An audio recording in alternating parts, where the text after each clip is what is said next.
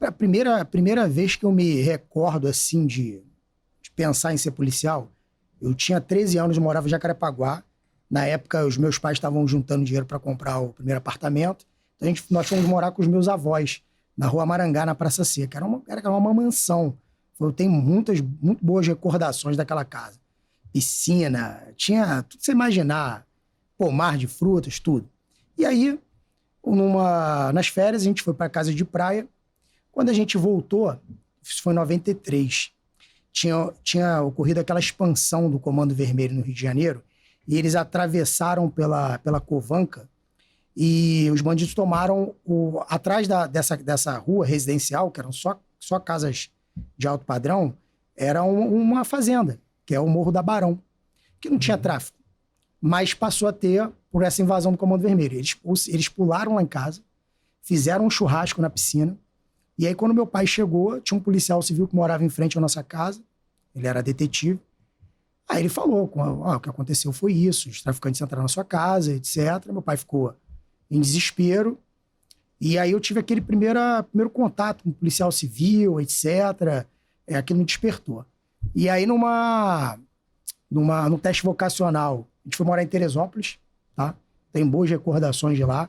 Entendo, na época, eu e meu irmão ficamos muito chateados, a gente ficou puto. A gente pegava onda, né? Bodyboard, etc. Tava começando.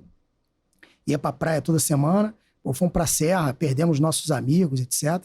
Mas eu entendo perfeitamente o movimento do meu pai, diante de uma situação de violência que o Rio passava. E aí, no teste vocacional já em Teresópolis, deu lá a área militar e direito. E ali eu comecei a pensar que esse era o meu caminho. E aí vim fazer faculdade de Direito no Rio, fiz faculdade na Estácio, até o doutor Felipe fez na mesma época que eu, mas eu não, incrível que pareça, eu não lembro dele, né? Lembro de alguns colegas de lá, né? Mas ele não... Doutor Felipe Cury? Ele fez faculdade na mesma época que eu. E aí, durante a faculdade, como o meu pai era funcionário público federal, do IBGE. Minha mãe trabalhava no SESC, e meu pai, assistente social, meu pai funcionário público. E assim, uma coisa que eu vi durante, assim, perceber na minha adolescência, é que o funcionário público, pelo menos naquela época também, ele começava a vida com um patamar pequeno, mas ele tinha uma certa garantia quando chegava no final da vida.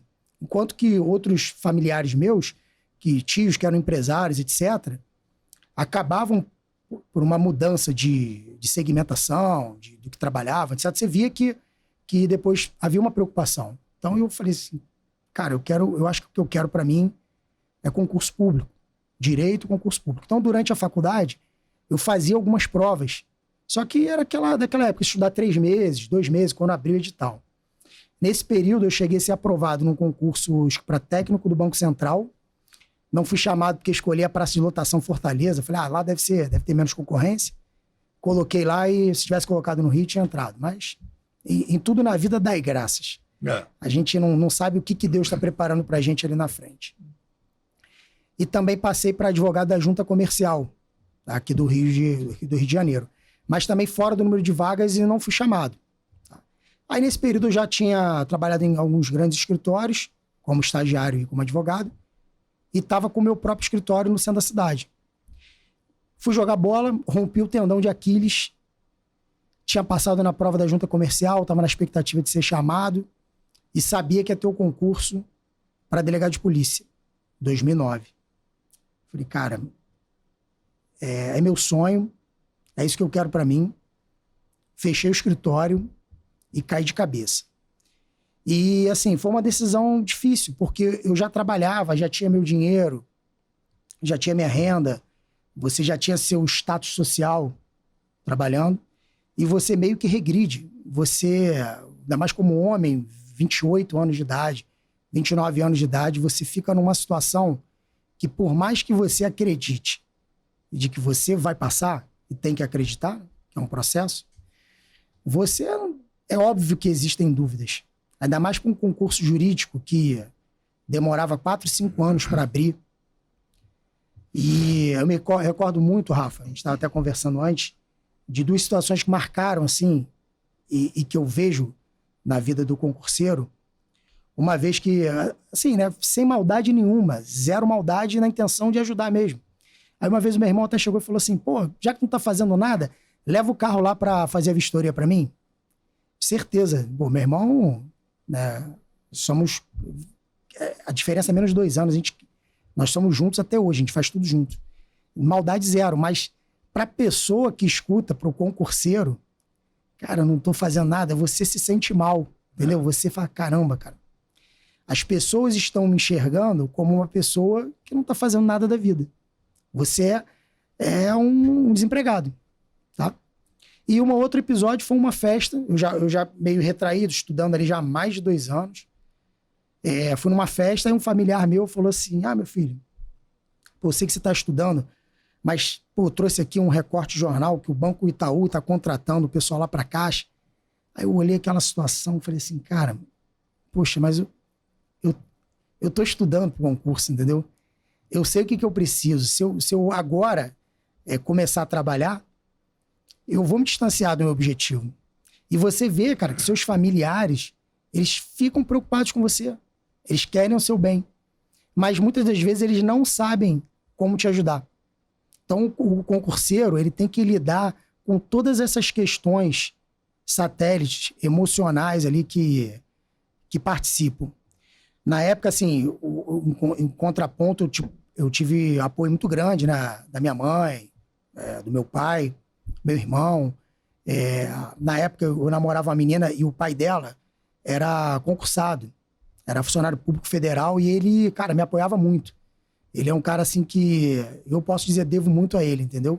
Ele e a família como toda me apoiaram muito. Falou, não, vai dar certo, tem que estudar mesmo. Então, assim... eu me segurei nisso e fui. Aí eu fiz a prova de 2009, com 6 meses de estudo eu já passei para a segunda fase. Estava eu, o doutor André Neves, o Marrone, o Mauro, os delegados que estão hoje aí. Um dos meus amigos, o Leonardo Macharrete, passou na prova e a gente ficou reprovado. Mas eu vi assim, cara, naquele momento, especificamente para delegado, eu com 6 meses de estudo, fui para a segunda fase. Então, pô, tô bem. Fiquei reprovado, salvo engano, em 4 matérias na segunda fase. Quando eu fui na banca para poder fazer o recurso, naquela época, você tinha que... Eles te davam a prova, você pegava um caderno, anotava tudo que você tinha que anotar para você ali já fazer o recurso, ou para preparar o recurso. Porra, uma semana antes, meu pai tinha se sentido mal, e um dia antes do recurso, ele foi diagnosticado com câncer no pâncreas, fígado, estado terminal. Aí eu falei, cara, eu não tive nem cabeça de fazer aquele recurso. Eu só pensava ali e falei, não, pô, meu pai precisa de mim. Né? Eu não estou dizendo que o recurso daria certo, né, obviamente, mas eu não tive cabeça nenhuma e é como eu falei, na vida a gente não sabe o plano de Deus. Passei 5 meses com ele, eu e meu irmão, minha mãe cuidando dele, tudo que ele precisava, ele não tinha muita consciência de que aquele câncer era muito grave, que a gente já tinha tido dois casos de câncer na família, de tias, que viveram mais 7, viveram mais 11, então achou que, Deus está me dando uma oportunidade aqui de viver mais um pouco e vou viver anos, coitado. Mas câncer tem um lado bom e um lado ruim. O lado bom é que você tem a oportunidade de falar tudo que você quer para a pessoa, né, e ela também. E o lado ruim é que a pessoa ela vai definhando. Então você participa da morte desse teu ente querido lentamente. Aí eu lembro que na época eu sempre fui muito bom em medicina legal. Inclusive, nos fóruns, meu apelido era riparofilia. Muita gente fora do estado me conheciam, porque quando eu fui fazer cadastro, eu botei lá, Vinícius Domingos, já tem. Aí botei o outro, já tem. Eu falei, porra, abri o livro a apostila do Blanco, eu falei, vou botar o pior codinome aqui. Aí entrou e aquela porra me segue até hoje. Muita gente ainda lembra de mim na época lá de riparofilia.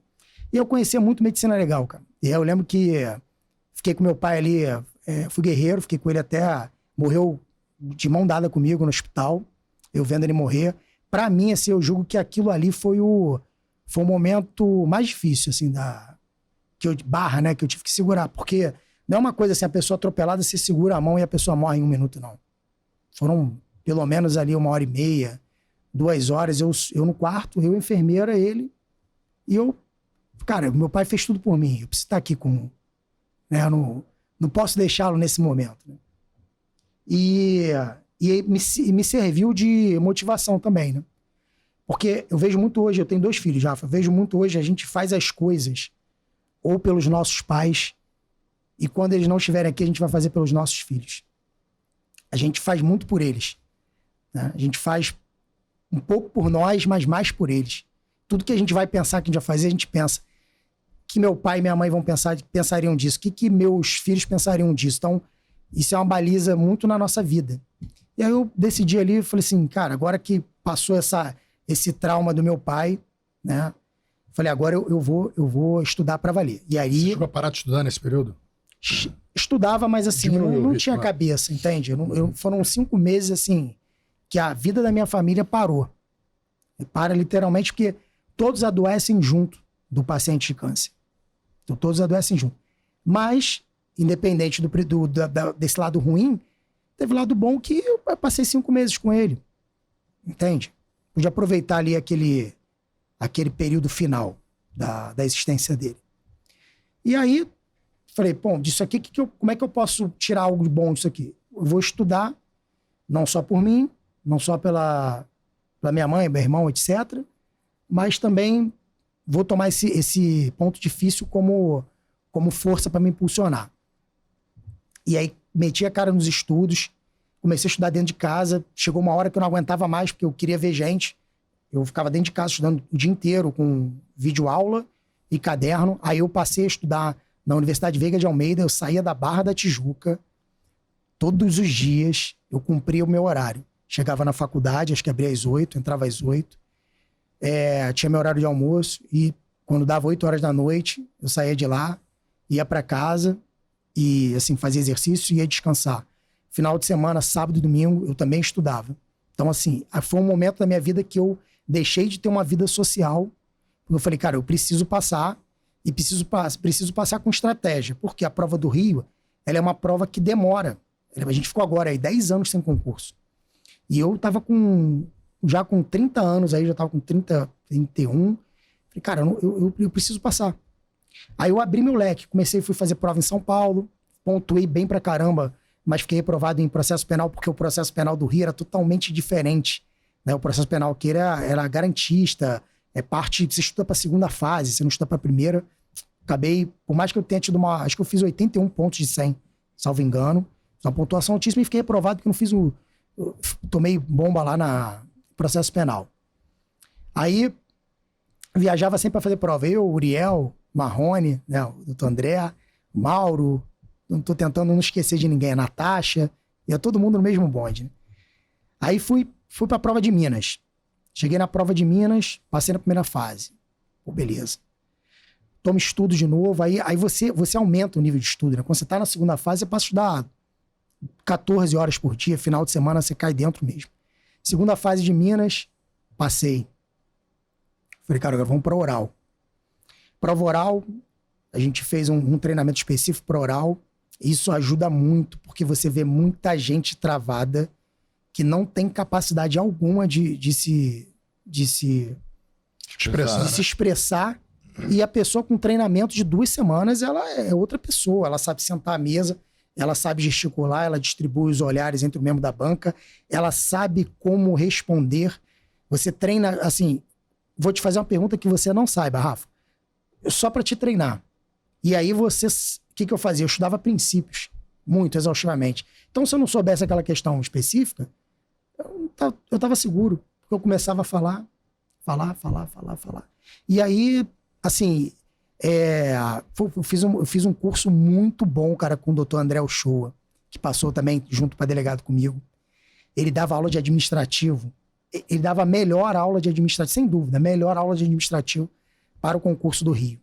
Porque ele tinha tido um problema, ele tinha ficado reprovado, subjúdice na prova de 2009, então ele levou aquilo pessoal. Então ele veio com tudo para a prova de 2012 e eu estudava com ele. Então quando eu cheguei na prova de Minas, cara, a examinadora falou assim, o senhor é professor? Eu falei, não. Ela falou, pô, porque você foi muito bem. Eu tinha um resumo, eu fazia uns mapas mentais dele, lia aquilo. Aí foi até engraçado, que eu cheguei antes da prova, porque, pô, eu sou ansioso, tenho TDAH. Foi mais uma outra questão que foi difícil pra caramba pra eu estudar. A pessoa que tem TDAH, tem pensamento acelerado, você sentar a bunda da pessoa na cadeira e a pessoa ficar 8, 10, 12 horas na biblioteca, requer, assim, um treinamento, uma força de vontade muito maior. Tô valorizando minha vitória, não, pelo contrário, tá? A minha linha sempre foi muito assim, eu só queria estudar para passar de ano no colégio e eu queria ir para minha casa de praia nas férias, curtir com os meus amigos, meus primos. Eu não queria saber de nada de estudo. E aí eu vi, e isso é até engraçado, porque eu não posso servir de exemplo nesse ponto. Se eu tivesse que dar um conselho para meus filhos, eu vou falar, vai estudar, mas olha só, não adianta se matar de estudar na época errada. Se você quer concurso público, lógico que isso vai te dar uma base se estudar no colégio, na faculdade, mas o importante é você estudar na hora certa. Você não se desgastar, passar a vida inteira estudando turno especial, inglês, não curtir a vida e chegar na hora do concurso público e você não... Eu tive vários colegas que eram CDFs que eram muito melhores do que eu e que fizeram concurso e não passaram para nenhum deles. Então, assim, se você compara eu que estava lá, né, curtindo, viajando, não tava, mas na hora que precisou estudar, eu consegui estudar. E uma coisa que me ajudou muito por causa do TDAH, o que eu passei a fazer? Eu sentava na primeira fileira, ali na faculdade, já no final da faculdade. Porque para mim era como se fosse uma conversa com o professor. Se você me botar lá atrás, eu começava a conversar com os outros colegas. Aí eu chegava no final do ano, eu era convidado a me retirar da escola. Acho que foram 2 ou 3 vezes que eu fui convidado a retirar da escola, porque reclamação de professor, porque eu não parava de falar. Porque eu, cara, hiperativo, sentava lá atrás no fundão, não prestava, aí parou de prestar atenção na aula, não tornou interessante, o pezinho balançando, a mão balançando, daqui a pouco começava a conversar, né? Mas enfim, aí como eu tinha essa ansiedade, falei assim, pô, eu vou chegar 3 horas antes da prova, vou tomar aqui um calmantezinho para fazer efeito e para me ambientar com o local de prova. Aí cheguei lá 3 horas antes da prova, tranquilo, sentei, aí o cara lá da organização, você é candidato a fazer prova oral? Eu falei, fazer prova oral, mas é só 3 horas. Não, pode entrar agora que você vai fazer agora. Porra, não fez efeito ainda, porra. O calmante não fez efeito ainda, porra. Aí eu metendo a mão no calmante na hora, peraí, tomando o calmante, desespero meu coração, cara. Eu falei, porra, vou ser reprovado. Puta que pariu. Aí ele, não, vou só te dar, calma, garoto, vou só te deixar aqui pra você ficar aí dentro, candidato a delegado, fica aqui que tá tudo certo. Aí beleza, fiz a prova oral, fui bem pra caramba, assim, saí muito bem por conta desse estudo que eu fiz direcionado com os professores do curso do show. Tô fazendo o merchan não, mas é porque me ajudou mesmo, tá? E aí, foi prova física, etc, e psicotécnico. Aí agora eu tenho que contar a minha parte da história, que o doutor André Neves veio aqui e jogou a bomba no meu colo, né, como portador de tragédias, mas eu tenho que, primeiro, colocar assim para o pessoal de hoje que não entende. Na época não existia o WhatsApp. As nossas comunicações eram por um site chamado PCI Concurso. Você tinha um fórum lá, você entrava, o pessoal postava lá o que tinha acontecido e a gente se falava por Nextel. E como eu era, assim, essa hiperatividade, eu já organizava tudo para todo mundo. Ó, teu dia é tal, você tem que fazer isso no site, tem que imprimir um boleto, já dava a planta para todo mundo. Então o Marrone já estava, o André, né, o Marrone já estava acostumado, que eu ia avisar, etc. Só que, coincidentemente, foi igual agora, foi uma quinta-feira, feriado, que emendou na sexta, e eu viajei para a fazenda de um primo meu lá em Carapebus, que não pegava sinal, e publicou no Diário Oficial, acho que na quinta-feira, foi um feriado, que foi feriado estadual, Minas não foi. Aí publicou no Diário Oficial na quinta-feira lá, a convocação para o psicotécnico, o nome dele é André, segunda-feira, eu na estrada viajando, eu vi, mas não deu problema, não pegava rádio, não me comuniquei. Beleza, eu voltei no domingo à noite, ou segunda de manhã, quando dá, tô estudando na biblioteca, quando dá meio-dia, hora do almoço, falei, vou usar o Nextel, aí eu, fala, Marrone, tudo bem? Aí, pô, fala aí, falando baixinho, pô, fala aí. Aí eu, e aí, ansioso, né? Como é que foi a prova? Aí ele, que prova? Não, tu tá rindo, cara? Tu tá rindo? Eu comecei a passar mal na hora. Aí ele falou, cara, não brinca não, que prova? Eu falei, eu sabia que era segunda-feira. Eu falei, eu acho que a tua prova era hoje. Você não foi? Ele, não tô sabendo de nada. Aí ele falou, pô, peraí, que você tem certeza? Eu falei, não tenho certeza não, vou conferir. Mentira, eu queria desligar o telefone. Eu não queria dar notícia do morto, a notícia da tragédia, né? Cara, aquilo me impactou. Porque, assim, cara, vocês passaram concurso público, vocês sabem quem é, quem tá... Cara, que é uma luta. Pra morrer desse jeito, são várias provas, São Paulo, bomba, várias fases. O concurso de Minas já tinha, acho que 1 ano de concurso. Entre as fases demorava muito tempo. Por isso que a gente também ficava meio perdido. Você não ficava... a coisa não saía 2 semanas depois. Demorava 2 meses pra sair a convocação. Cara, eu falei, não, deixa eu desligar pra ver aqui, Marrone. Aí, beleza. Aí ele ligou. Quem desanimou ele foi a sogra dele, tá? Que a sogra dele já tinha sido membro de concurso. Falou, não adianta tu ir lá. E eu falei pra ele, vai lá, cara. Vai lá e tenta desenrolar pra tu fazer o concurso. Porque é de segunda a sexta. Teu nome é o primeiro dia, mas não, já era, não sei o quê. Beleza. Chega sexta-feira, Vinícius, eu lá, último dia. Primeira coisa que eu faço. Cheguei, chamei o cara, meu amigo, olha só. Pô, meu camarada do Rio. Tá na luta aí, passou pra delegado, é polícia do Rio já, policial civil. Só que ele perdeu a data, era feriado no Rio. Não, cadê ele? Manda ele entrar aí que eu boto pra fazer a prova agora. Aí eu falei... Caramba. Foi pior ainda. Porque assim, ele já tinha perdido a primeira vez que ele não foi, e ele perdeu a segunda, que ele não tentou. Você nem contou isso pra ele? Ou contou? Falei, não, liguei pra ele na hora. Ele não contou essa parte aqui, não. É o que eu falei. Ele só vai contar. Você é polícia, Rafael. Você sabe que ali, ó, tem a versão A, a versão B e a verdade, né? É porque contar derrota tem limite. Aí eu liguei pra ele, isso era umas 11 horas da manhã, eu falei, irmão, pega o carro, vem pra cá agora. Aí ele ficou mais nervoso. Não, ele tinha assumido a derrota. Na verdade, ele tinha assumido a derrota. Mas assim, como eu falo, em tudo na vida dá graças. Porque eu acho que aquilo permitiu...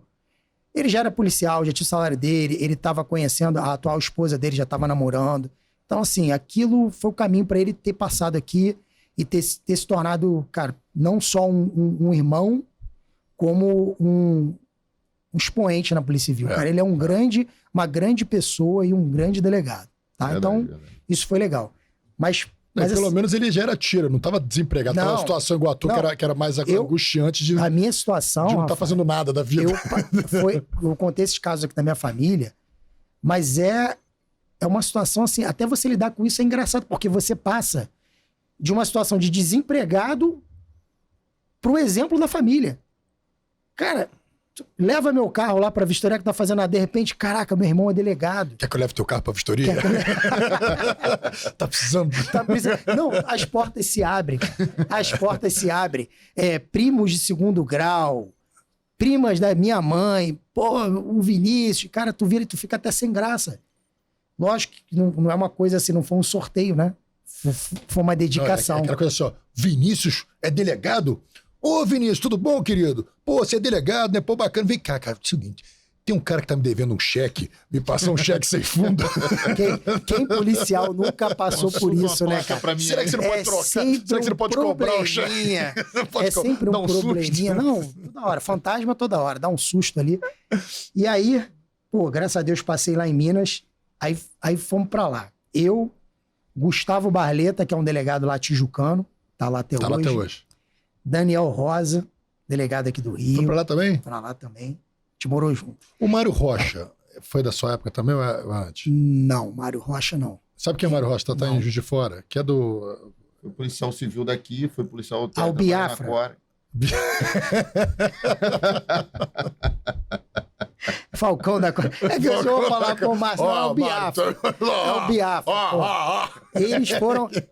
Biafra, Bruno... Ele foi também ou ele veio Bruno, antes? não, eles são todos de turma anteriores. Mas eu já me espelhava neles, né? Os caras se destacavam, os cariocas. Tinha um outro colega também, 2 colegas que moravam em Teresópolis, que passaram também. Um estudou com meu irmão, outro estudou comigo também.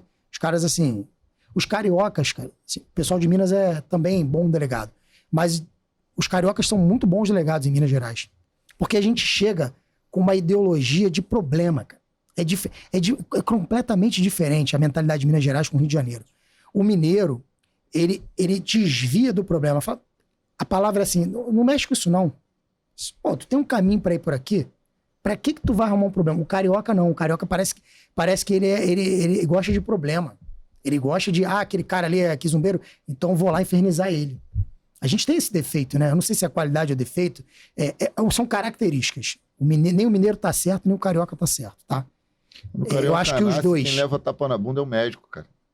Não, Então, assim, eu sou muito grato a Minas Gerais, sou muito grato à Polícia Civil de Minas Gerais, assim, por essa oportunidade que eu tive lá, de ter iniciado minha carreira. Aprendi muito com os colegas de lá, mantenho uma relação assim estreita, faço sempre operações em conjunto. Você lembra do teu primeiro dia de trabalho? Lembro. Mas vamos lá. Antes do primeiro dia de trabalho, foi muito engraçado. A gente chegou eu tenho familiares lá, primos do meu pai. Tia Vilma, coitada, faleceu de lúpus. Aí fomos na casa dela. Pô, eu tinha acabado de terminar um namoro de 9 anos. Então, assim, eu queria ficar num local legal, entendeu? Eu tava numa outra vibe, tava meio chateado com aquilo tudo, a mudança de vida toda. Falei, pô, quero ficar num lugar mais bem localizado aqui em Minas Gerais. Aí minha tia, não, meu filho, fica no meu apartamento. Fica lá, tia, você pode morar lá, não tem problema. Aí eu querendo fazer desfeita, mas como é que eu ia falar pra ela, pô, tia, não quero ficar num apartamento ali, num local ruim. Quero ficar num lugar legal, quero sair, quero passear, etc, entendeu? Aí, mas sem graça, aí minha tia, vamos lá ver. Eu falei, tá bom, vamos lá ver, né? Eu olhei pro meu amigo sem graça também. Cara, a gente chegou no apartamento, Rafael. O apartamento é num local chamado Lagoa Seca. Quem conhece Belo Horizonte sabe. É como se fosse o Leblon do Rio de Janeiro. Um puta apartamento, 2 quartos, quadra de squash, raia olímpica aquecida, semi-olímpica aquecida, academia no prédio, no melhor lugar de Belo Horizonte, cara. Cheguei na Cadepol, o pessoal já olhava, ei, os playboys chegando aí, mal sabia que eu tava no apartamento emprestado da minha tia. Mas, pô, foi assim, quem definiu isso foi o Daniel Rosa. Foram 6 meses de se beber num case. Morava eu, esse colega Gustavo Barleta, Michael e Daniel Rosa. Cara, os 4 cariocas no prédio ali. Em 2 meses a gente era conhecido Belo Horizonte inteiro, porque a gente fazia amizade com facilidade. E o mineiro é desconfiado, mas depois que ele se torna teu amigo, cara, ele é um dos melhores amigos que tem. Esse cinema, esse bebê, no caso, tipo, acordar na casa do Mike Tyson, beijando o Tico, tatuagem na cara. Aqui, tem uma história interessante também de um delegado que é amigo nosso, que também foi delegado lá em Minas, hoje é delegado no Rio, do doutor André Prati. Teve uma situação que ele escolheu a lotação dele. Porra, o que acontece? Lá você é de acordo com a sua nota na Cadepol, 0 ao concurso, nota na Cadepol, você é chamado num ginásio, aí tu chega cheio de papelzinho, quase, cara, é muito louco. Porque assim, o Rio de Janeiro, ele é a região metropolitana e você tem um pouco de interior. Minas Gerais, não. Minas Gerais são, salvo engano, 851 municípios. Na minha época, pelo menos era, acho que aumentou. Então você chega com uma lista ali de municípios. Eu estava fazendo prova pro Rio, segunda fase do Rio, e estudando na Cadepol. Chegou uma hora que meu estresse foi tanto que eu parei de estudar para a segunda fase do Rio. Eu larguei o estudo para a segunda fase. Falei, cara, eu preciso me concentrar aqui. Eu já passei nesse concurso. Eu preciso ser aprovado na Cadepol e escolher uma boa lotação para morar. Depois eu penso na prova do Rio, que a prova do Rio é muito difícil. Acho que isso até me ajudou. Eu fiz a prova da segunda fase, sim. Eu estudava 4 anos já, né? Mas assim, eu não cheguei estudando para a prova do Rio na segunda fase. Eu estudei para a prova lá. E aí o pessoal te aterroriza. Fala assim, ó, tem uma cidade aqui, Januária, tem uma cidade aqui, Manga, que não pega celular, tá? Você tem que andar meia hora para poder pegar sinal de celular. Para você sair da cidade, você tem que atravessar de balsa. O carro entra na balsa, você tem que... Então tu fala, que isso, cara? Falei, cara, eu não posso ir para Manga. Eu não posso ir para Januária, eu vou estudar. Aí, toma estudar lá. E aí, fiquei bem colocado e escolhi Nova Lima, Jardim Canadá. Pude escolher super bem. Escolhi assim, uma cidade maravilhosa. E o André Prati, preocupação nenhuma. Ah, eu vou para Ouro Preto. Falei, cara, por que tu não fica aqui em BH com a gente? Por que tu escolheu Ouro Preto? Ah, cara, eu sempre quis conhecer Ouro Preto viajando. Falei, porra, cara, pega o carro que vai lá, passa o final de semana, pra que tu precisa ficar trabalhando lá, cara? Aí depois acho que ele até, assim, né, meio que se arrependeu, né? Podia ter ficado com a gente em BH, mas, cara, o André Prates é uma figuraça. É uma figuraça. Mas foi muito maneiro. Mas o que é legal lá, assim, diferente do Rio? O meu primeiro dia de polícia, eu já era titular da delegacia. De uma delegacia. Da posse? Da posse. Bota aí. Aí, ó. Cara, o menino, cara. O garoto, cara. Magrinho, olha lá, o sorrisão. Aí, foi nesse ginásio ali, olha lá. Naquelas cadeiras ali, a gente ficava sentado com um papelzinho. E assim, aí você tava com uma cidade na manga. Não manga, né? Aqui, ó. Aí o colega que tava na tua frente escolhia, embaralhou tudo, fudeu. Porque muda a tua vida. Como é que funciona? Lá você toma posse. Eu tenho colegas que estão na mesma delegacia até hoje. 12, 13 anos de delegacia e muda a chefia? Não muda. Lá só muda os cargos de direção, os titulares não mudam. O cargo disputado de delegado lá é o plantonista. Porque titularidade todo mundo tem, são 851 titularidades. Aliás, mais, né? Porque nas cidades maiores tem mais de uma titularidade. Caramba. Então tá sempre faltando titular lá.